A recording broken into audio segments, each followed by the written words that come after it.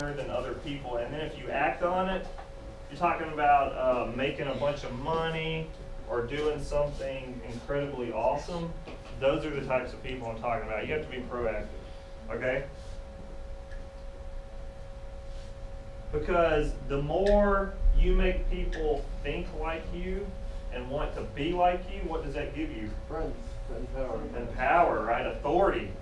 And this is what America was looking for, okay?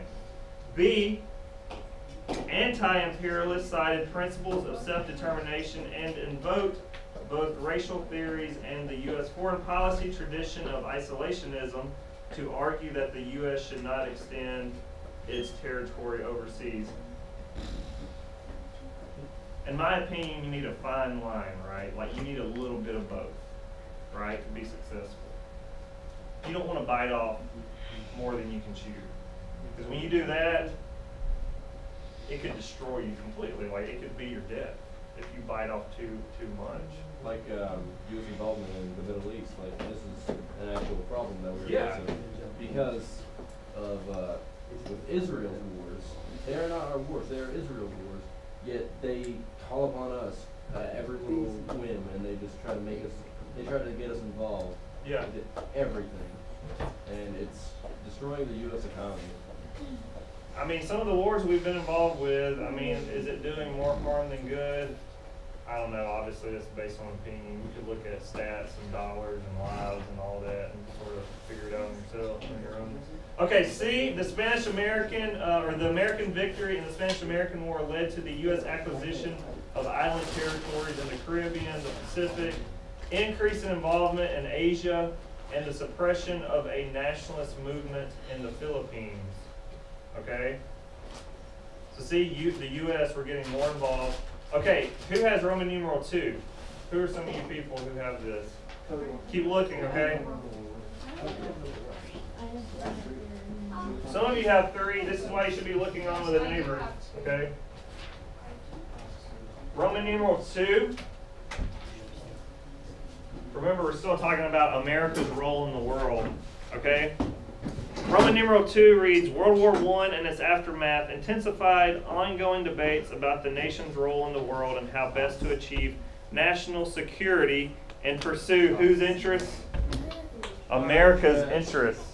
Hey, Mr. Hamidi, put that away. Because who is not involved or concerned about your own interests? Like your personal interests. If you're not considering your own interests, what should happen with you, then obviously we should sit down and talk. Because those are the types of people who just like go through life and they're like, how did I get myself in this situation?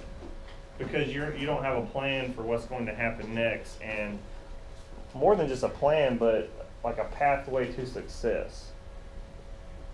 Because you got to think about the future to some extent, right? So what you're going to do today will dictate what's going to happen in a year, or 5 or 10 or 20 years. Okay, so A is talking about World War I neutrality, isolationists with President Wilson.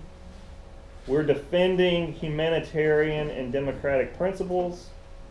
B, although the American Expeditionary Forces played a relatively limited role in combat, the U.S.'s entry helped to tip the balance of the conflict in favor of the Allies. So we kind of come in and save the day for the Allies in World War I, so we're kind of patting ourselves on the back like we did something. Yeah, like C, despite Wilson's deep involvement in post-war negotiations, the U.S. Senate refused to ratify the Treaty of Versailles or join the League of Nations. And this, of course, gave no bite or no teeth to the Treaty of Versailles and the League of Nations. Okay, this is what allowed Hitler to build up his military.